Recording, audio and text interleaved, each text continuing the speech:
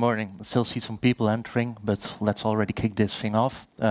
First of all, thanks for coming to the talk.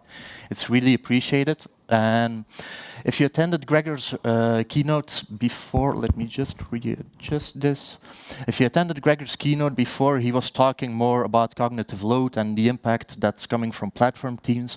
For this talk, we're going to get a little bit closer to the engineers themselves and those producing the code, which is going to be delivered to your customers.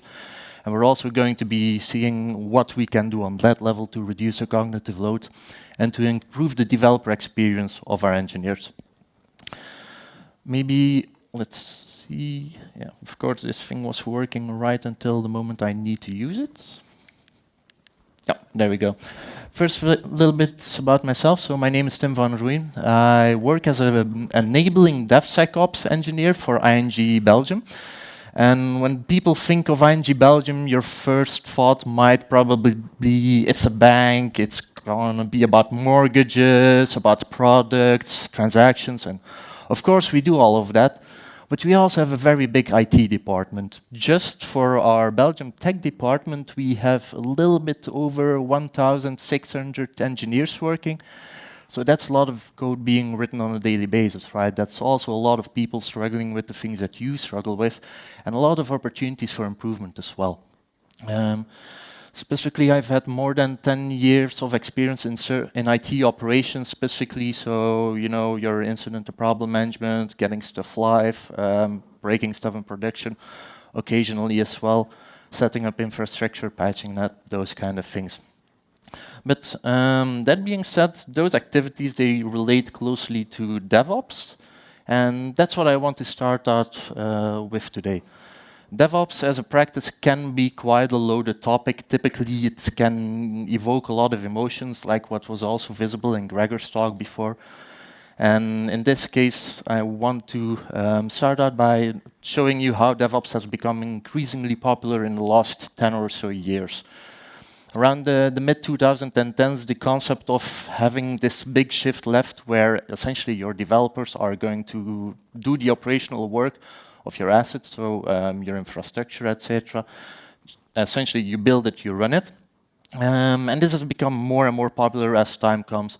Just maybe, can I get a quick raise of hands? Who of you have been part of a DevOps transition where you used to have your dev and your ops split and you mix those up, essentially? Yeah, that goes to show with these numbers then. And a lot of organizations have faced this, right? So a classical developer before this DevOps shift used to mainly work on writing code and writing tests. And then typically this is handed over to operations departments where it's all packaged, it's sent to production, and it's handled that way. But with the DevOps shift, the shift left, you need to suddenly take a lot more things into account. You don't just code and test anymore, you also have to set up your infrastructure, you request your firewalls, you do the documentation around all of that. You need to make sure that you keep your costs into account. You have to automate things, you need to keep track of your metrics. It's quite a lot. And all of these things piling up one on each other, in the end, that causes what we call a lot of cognitive load. So cognitive load was also mentioned by Gregor a couple of times as a burden and a buzzword, which is coming up more and more nowadays, and it's also something that at ING we are facing. Cognitive load, I prefer to compare it to the idea of a server, a virtual machine which has a certain amount of memory that it can work with, right? So if your server, let's say, has 10 gigabytes of memory as a capacity, as long as you are underutilizing that, everything's going smooth, your performance is okay. But if you keep stacking more and more functionalities on top of that, or you keep adding more load to the system, at one point it's going to be full. And well, people are just like that, right? Our minds work in the same manner. We can process a number of things, but we can't process everything, and especially with this shift left that's happened and the introduction of DevSecOps as well, where you need to have your security as part of your build and your development, it becomes quite a lot to manage, and it's easy to underestimate what this actually means for us. As an example, DevOps does distract from what we call providing business value, and I know this is a little bit vague, But business value in this context is the idea that what you are working on, that you are creating, is going to, in the end of the day, serve a specific purpose for a certain customer. Alternatively, it can also be something like patching, which I would still say is a certain amount of business value since you're keeping your system secure for your customers. But typically, this is going to be writing business functionality in a way. Sorry, just let me.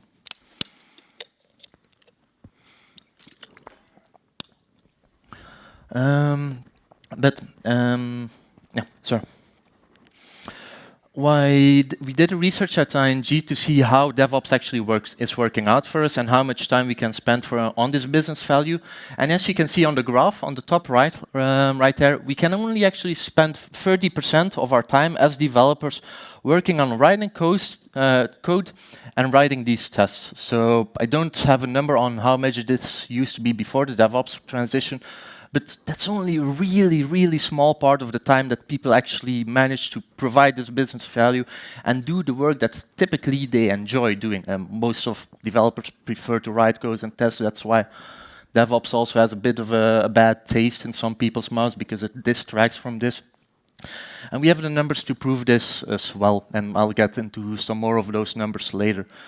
Another problem that we face, which is very closely linked to this, is the idea of Conway's Law, and this dashing lad right here. He's still alive, he's still around, but this is the most used picture of him. And he came up with a principle quite some years ago that I will quickly tell to you. So, organizations which design systems are constrained to produce designs which are copies of the communication structures of these organizations. To make that more concrete, take the concept of platform engineering like we saw before already. So you build some services, some tools that can be used by your engineers to build their own functionalities upon that, but it's very open for interpretation, unless it has too many guardrails and there's no interpretation at all, at which case you have a bad platform actually.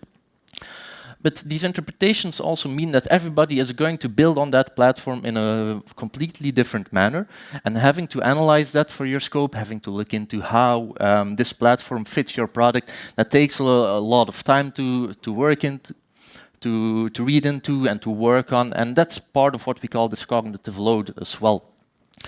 And in the very worst case, where you end up, having done all of that analysis and you've actually managed to clear your backlog, you've developed that business functionality. If you ever end up with an empty backlog, well, your product owner is probably going to look at you like they haven't eaten in 3 days and you look like an iced pizza or something. So there's little room for improvement. Well, there's plenty of room for improvement, but little room for engineering improvements, I would say. And at ING Belgium, we've tried to tackle this problem exactly. So we've tried to optimize all this. And we started doing this about 2 years ago, I think it is, 2 years and 2 months. In the meantime, we officially kicked this off. And in the meantime, the results we've seen from what we've done is, well, first of all, compared to our other engineers within our Belgium tech department, we deploy 30% more on a monthly basis. So agility and the amount of times you go to production is a very popular KPI. In our case, we can see that it is actually working out quite well. Additionally, we don't just push to production more often, we also ensure that the quality of what we push to production is also better. This translates itself into the fact that we have about 1/3 less deployments which have problems.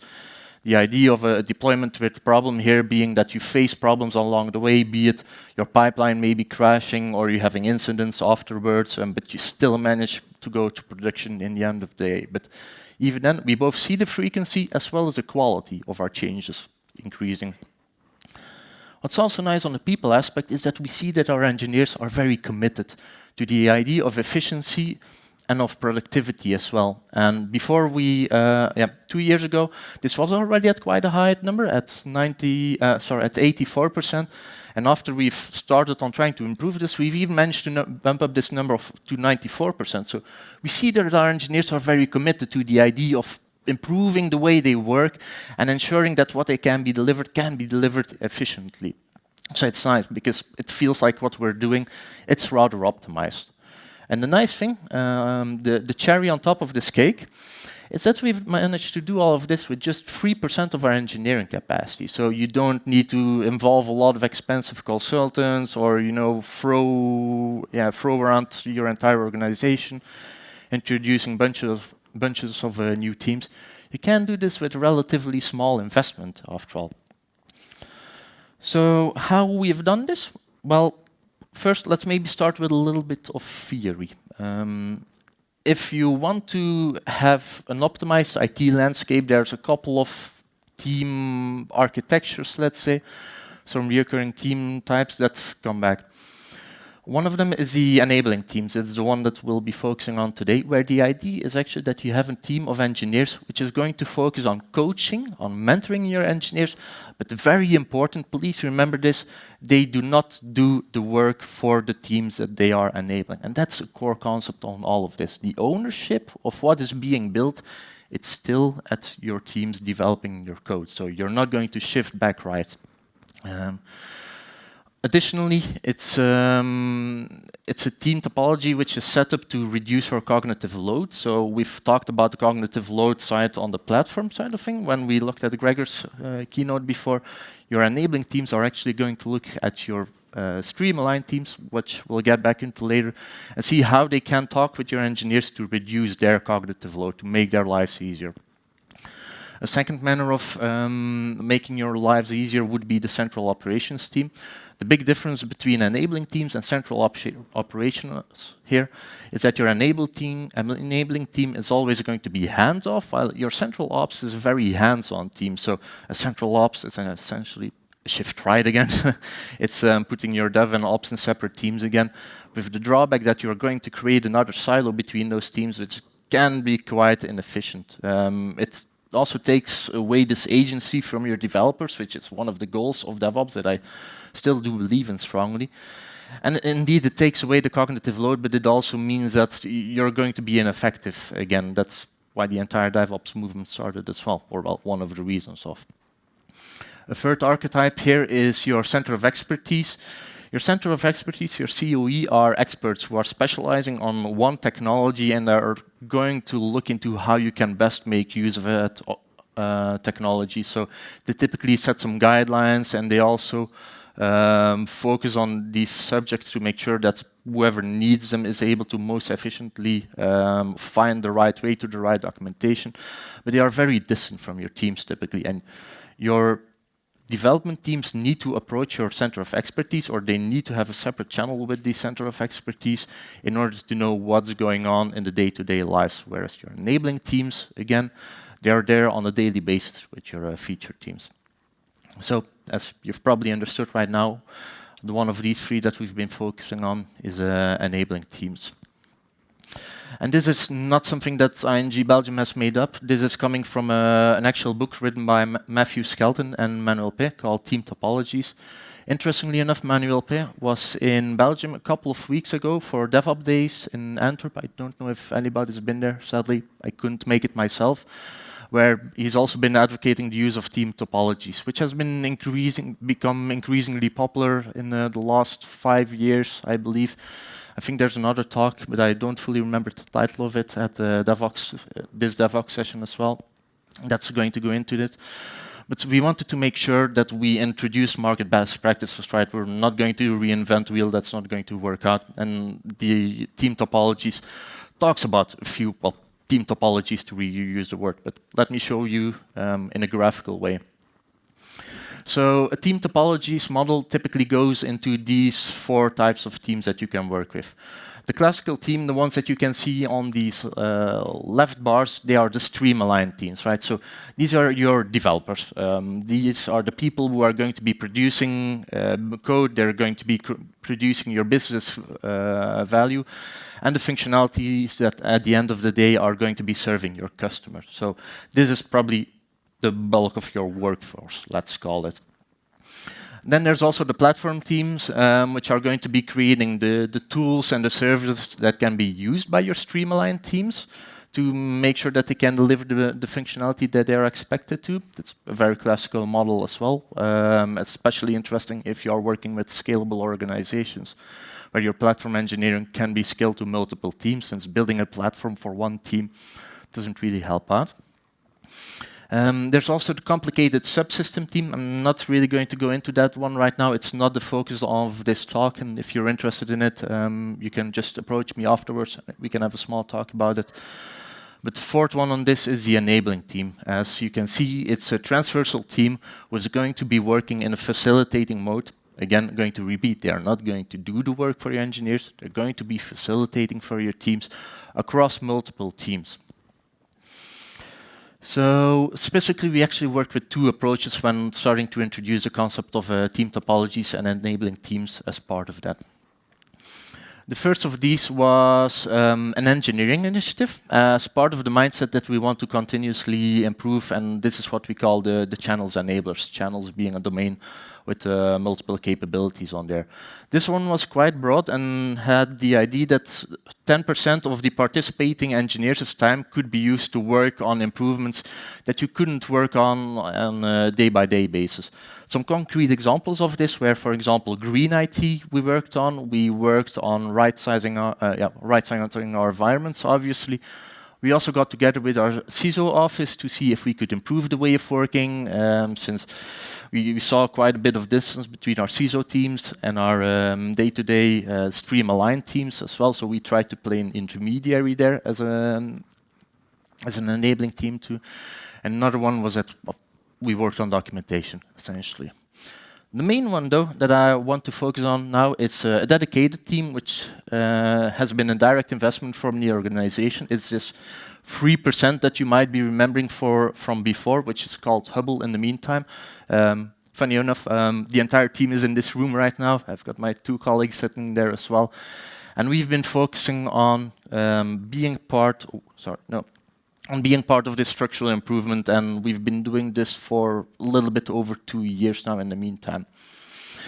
Now, we kind of got a blank slate when we got started of this. We got minimal instructions, which was quite fun, actually. And what I want to focus on the next few minutes is just giving you a story on how that started out for us. Since it's important to know that there's no black on white way on how you can set up enabling teams. There are guidances and things you can take into account. But there's no specific checklist that you can use to say, if I go over all of these boxes, then you essentially have an enabling team set up. But let's see what worked out for us. So if you want to get started with an enabling team, I would propose that you look at 5 steps. First, we're going to scope who and what you want to enable. Second, once you have your scope defined, you want to find the right engineers for the right job, obviously. You want to think about how you are going to be enabling for your team. So how are you going to set up your interactions? What are your touch points going to be? You then want to actually get started. Be sure to start small and create the trust with your engineers as well. And then finally, once you're going, is making sure that you keep continuously improving and building upon what you already have.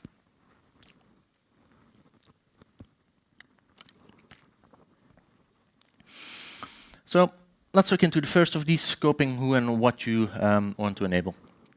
This lads back again. So we started out with the idea that we as ING were also suffering from and susceptible to the concept of Conway's law, that if we have a few hundred teams all consuming these platform engineering functionalities, it was going to be a few hundred different interpretations of that system. This makes horizontal movement within the organization difficult as well. And it also means that just more time is spent on analyzing how to properly use these platforms and to fit them to your own needs. What you actually did, and that's a practice which is an official thing, is we did an inverse Conway maneuver. And the idea is that with an inverse Conway maneuver, you focus on organizing your team structures to match the architecture that you want your systems to exhibit. Again, a lot of words. Essentially, this means that you are not going to change the design of, you're not going to change your architecture based on the communication channels you exist, but rather you think beforehand what products you want to deliver, how you want to deliver those, and then your organization is going to be able to tailor to that.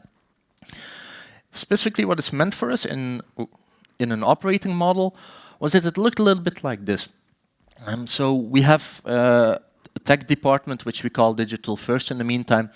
And Digital First has one big goal on creating web application functionalities for our customers in the daily banking and payments domains, which are going to be all built in the same architectural way. It's all web applications. We know which patterns we can expect to see from our engineers, so we want to streamline all that. But in order to break these communication structures between the teams, which naturally occur, we put an enabler in the middle of that. That's the Hubble team that I referred to before.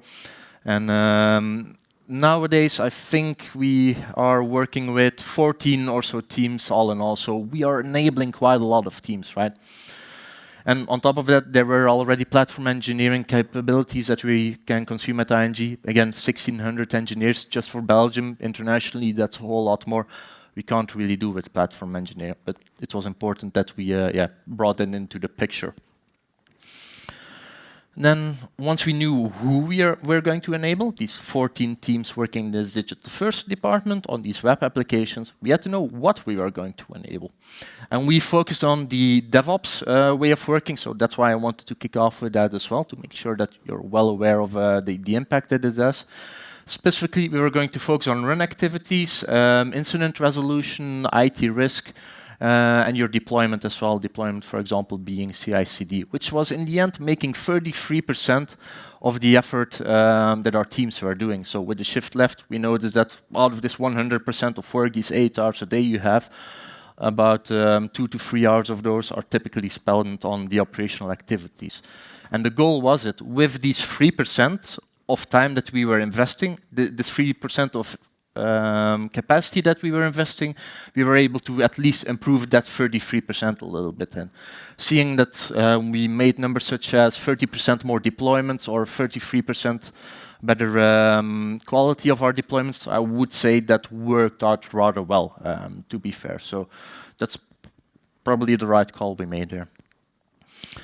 Then once you've got your scope, so the what and the who set up, you want to see who you are going to be hiring to do your enablement work. It's finding the right engineers for the job.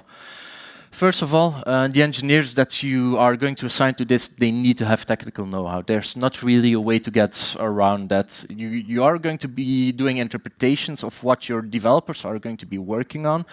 So you need to be able to understand that, translate that, and explain it to them in a way that they understand it. You can put juniors on this as well. That's not really an issue, but you need juniors who are very willing to learn these things as well and to get into the depth of the system. The nice thing here is that your enabling team typically has a lot of time to investigate into this, whereas a classical development team has less time for this. So this is something that typically comes with the right mindset. Apart from your technical skills, you also need good people skills. You need to talk in two directions, which you saw in the diagram before as well. You need to be able to talk with your streamline teams, talk with them on a daily basis, knowing which struggles they face, being able to interpret all that.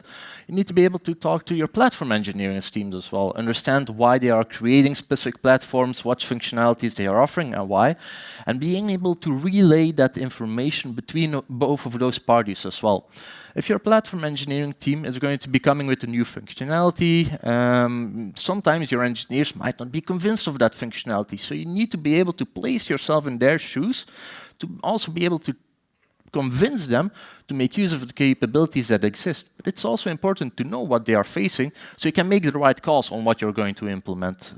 Gregor showed this inverse pyramid before, where essentially you want to have open-ended platforms. Well, in this type of model, you would say that your enablers are going to be somewhere around the middle, looking at the top of that pyramid, seeing which of those things you want to pick out for your streamlined teams and want to propose to them to use. This goes paired with the idea that your enablers need competence to be able to train others and to be able to adapt. If you're not really able to convey this information to other people in the right way, you're going to lose a lot of the business value for your enablers, because in the end of the day, people might not understand you and they might be still doing their own interpretations of systems, which is completely against the value of what you have as an enabler. So once you've got these people aligned, the next step is having them think about how they are going to be enabling for this team, for your teams. We took a couple of different approaches there. Back when we started a little bit over 2 years ago, our first focus was simply going to be on training the teams. So our 3 engineers that started out with this, we had quite a lot of experience with these operations activities already, so we'd gone through the motions and we knew the pitfalls and what our teams were going to face. So we wanted to take that information, rephrase it in a way that we felt was beneficial for our streamlined teams, and then also get them trained on this. And a lot of these teams were either new to the ING organization as a whole, or maybe they were new to certain technologies they had to start adopting. But as you can see, we did a number of trainings over a relatively short time span. We kept recordings of these so that teams later joining could make use of them as well, to act as a little bit of a mentor, not from the tech organization as a whole, just trying to relay information one-sidedly, but really as peer engineers having faced the same issues and trying to share their lessons learned to your developers. A second thing that we did was focus on documentation. This is a little bit hard to read, don't focus too much on the content, but this was a matter of slicing the elephant, so to say. Development, it's quite complicated, and at ING we need to adhere to a lot of guidelines as well. We've got platforms that we need to consume, making sure that we select the right platforms. We've got legal obligations as well. We've got our customer centricity that we need to take care of. And there's all of these standards that we need to work with. Going back to cognitive load, all of this bunches up to, well, a lot of cognitive load. And we try to summarize all of this by making what is essentially a huge flowchart of these activities that even a junior can get into to create this overview of what they're going to have to face, and they can drill down on each of these things per activity to see what it means for them, why they need to do it, how they can find more documentation, and just get started on that by a step-by-step manner. So this is taking the entirety of the development process and trying to congregate all of that into one flowchart. But it's something that a lot of people made use of already. It's something that a lot of people asked as well. But you typically don't have time for this, right? Since the moment you have this type of knowledge within a local scope, you don't get time to start scaling this out. And again, your enablers have dedicated time for this, so have them focus on these type of activities that your engineers usually don't have the time for. Another thing we did was looking into our team maturity. So around end of 2022, we did an assessment of a number of our teams to see how mature they actually were on this, remember, 33% scope of operational activities that they were managing. And we assessed this based on a scale from 1 to 3, where the idea of a 1 was that the team still needed a lot of support and they might not be able to manage on their own.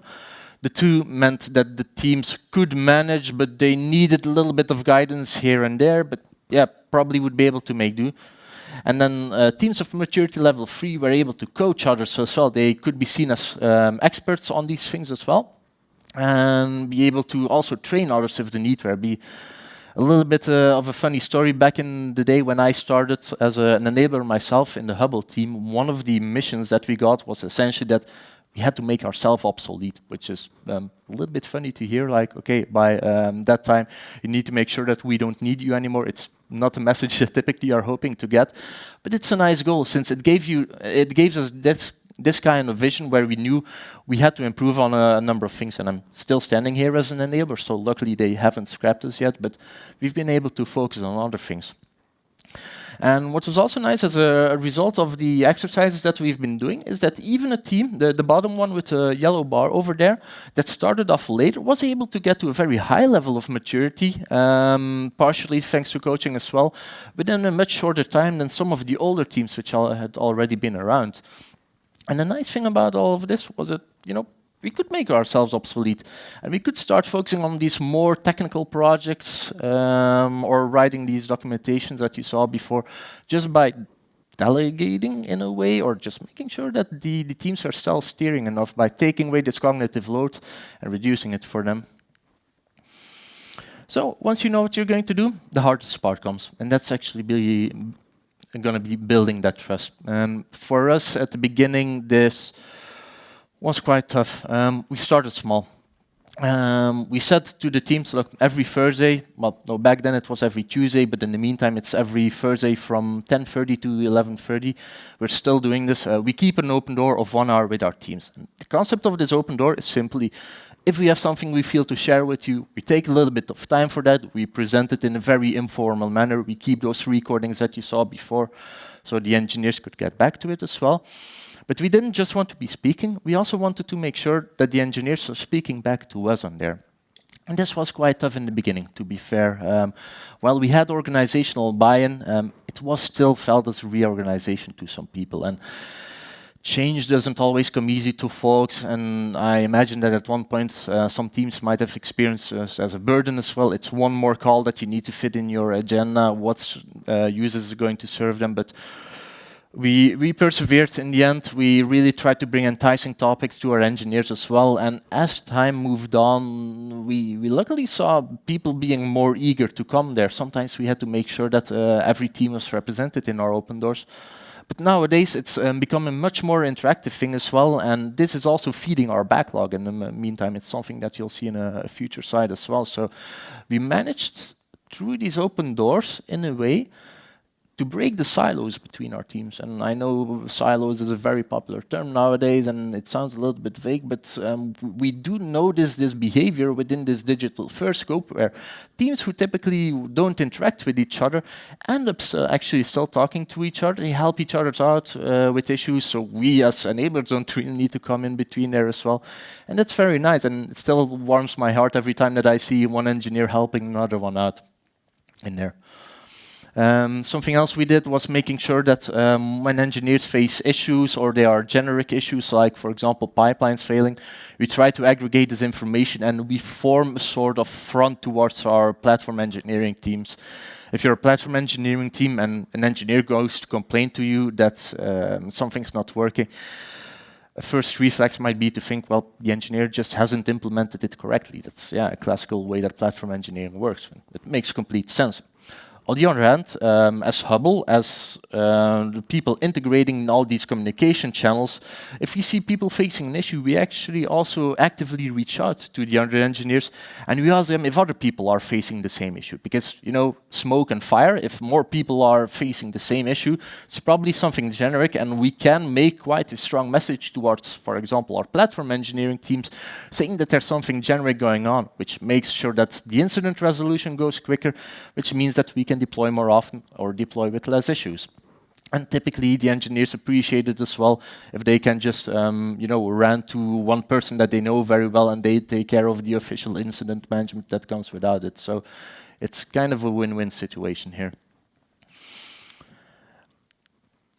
By having this delegation towards our engineers as well, so having them interact with each other and help out each other as well, we saw a nice shift in what we were able to do as an enabling team as well. So we were actually all ops engineers, and I know that's a little bit contradicting with what I mentioned before, but we had ops profiles, which meant that we hadn't written too much code yet. But at one point, we actually managed to write our own code instead, and we built our own application, our Hello World application that you can see right here. I made sure to not include the spaghetti code in there since it's probably not proper for DevOps conference. It works quite well, but the idea is that we managed to create our own sandbox application where we could run pilots and do our own thing. An issue that we'd seen before, which is why I wanted to show you this as well, was that without our own application, we were still very closely tied to some specific teams. When we wanted to try something new out, we had to interfere with other teams' backlog, we had to use our application, deploy to their environments, and it made it very difficult to make this mindset shift where we were going from a hands-on approach, which we did at the very beginning, to this hands-off approach where the engineers could self-manage. So this little bit of code actually does mean a lot for us. And it's part of its continuous improvement that we try to live by. Because when we had our own application, we could also really go crazy with this. So this is a Splunk. We set up some synthetic monitoring in here based on our own API endpoints. So this is a robot on a non-production environment, which is just pinging the service every 15 seconds to see if it works.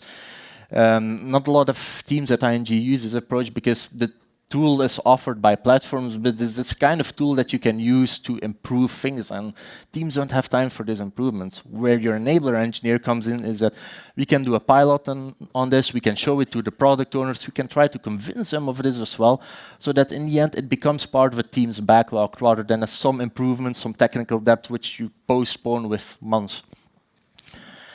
And then finally, once you've gotten there and once you have this ball rolling, is to make sure that it stays that way as well by continuously improving and staying flexible. And this is just not part of enabling, but engineering culture as a whole.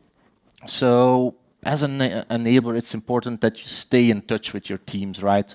You could think, well, I've listened to them, they're all level 2 or level 3, they can self-manage, we take some distance from there and, sit back and relax. Doesn't work that way. Your IT organization, your IT landscape is constantly evolving. And your enablers need to be at the forefront of that change and see what's happening and be ready to take up that load before it comes back to your other engineers. On the other hand, you need to be open to listening to the other people as well. So if in their day-to-day lives you notice they're seeing issues or they get stuck on analysis where they can't really find a way through, then you can also be there to talk with them, think along with them as well.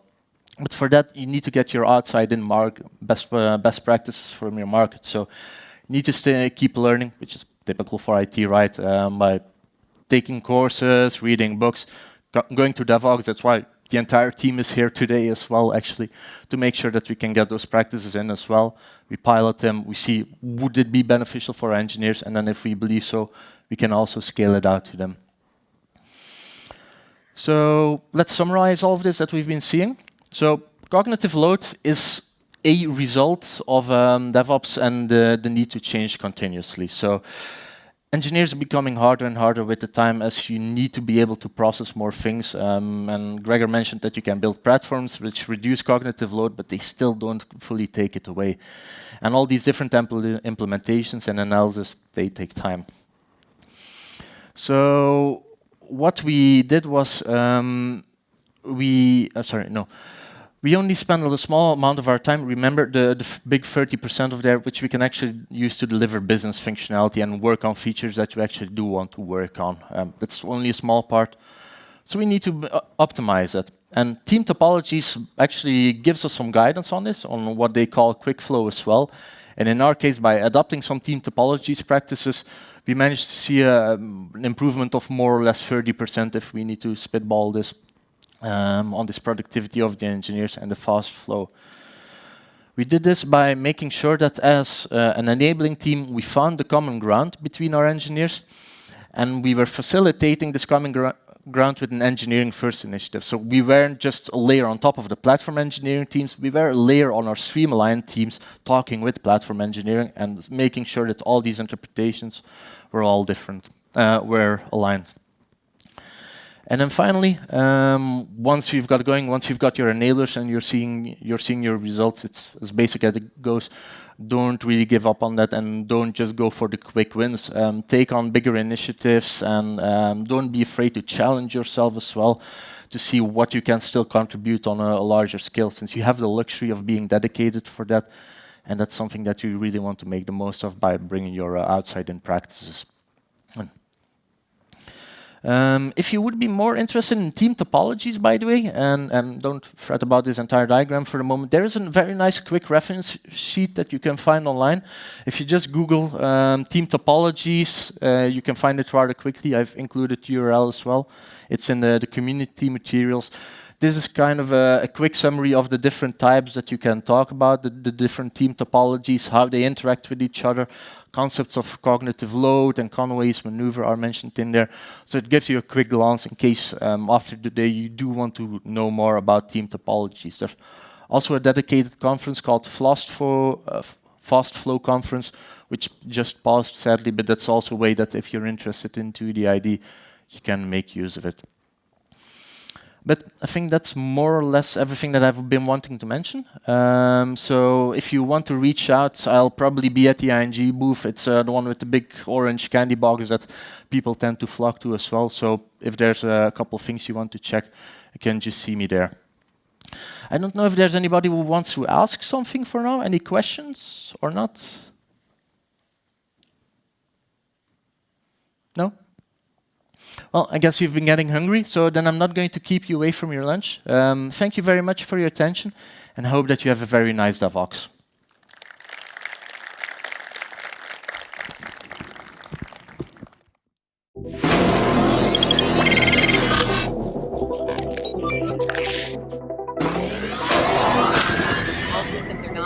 initialize Genesis sequence.